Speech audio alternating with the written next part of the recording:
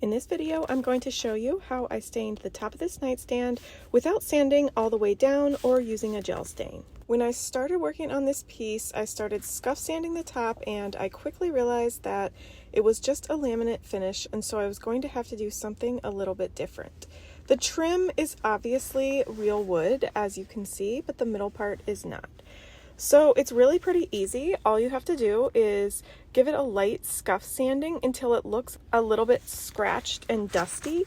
And then go ahead, using a regular stain, just go ahead and stain it using a applicator just like this, just the way you would regular wood. Make sure you apply the stain going with the wood grain and make sure it's a nice even layer, just like this.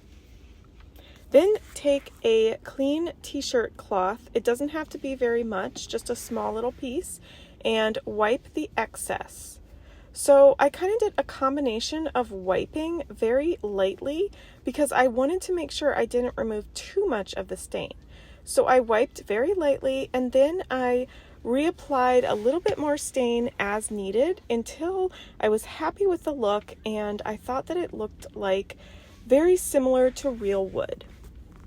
And after one application and letting it dry for an extra long time, this is how it turned out.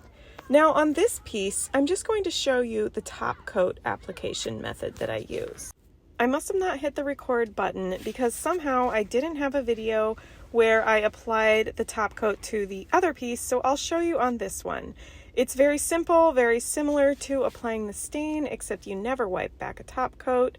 All you do is use a foam applicator, same as the one that I used for the stain, and carefully and evenly apply the top coat in smooth strokes going only in one direction, usually with the wood grain, just the way I'm doing on this piece.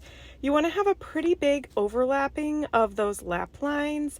That way you're just smoothing the new part that you're applying into the old part and there's no lap lines. It's going to look milky and white just like this and probably will look that way for a few minutes before it dries, so don't be alarmed.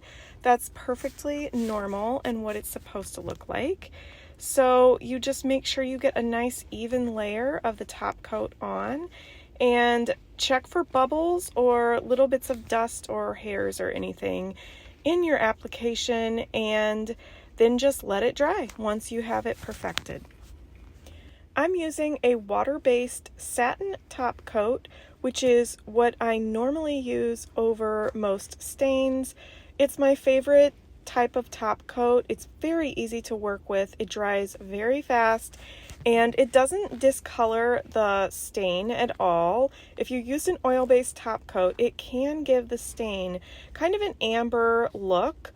So if you don't want that, then you need to make sure you use a water-based top coat like this one, and it will dry to a beautiful crystal clear that really highlights the wood grain. I usually do about 3 coats of top coat, sanding in between coats with a 220 grit sandpaper to achieve this gorgeous satin finish. Let me know if you have any questions and stay tuned for the next video. Thanks for watching.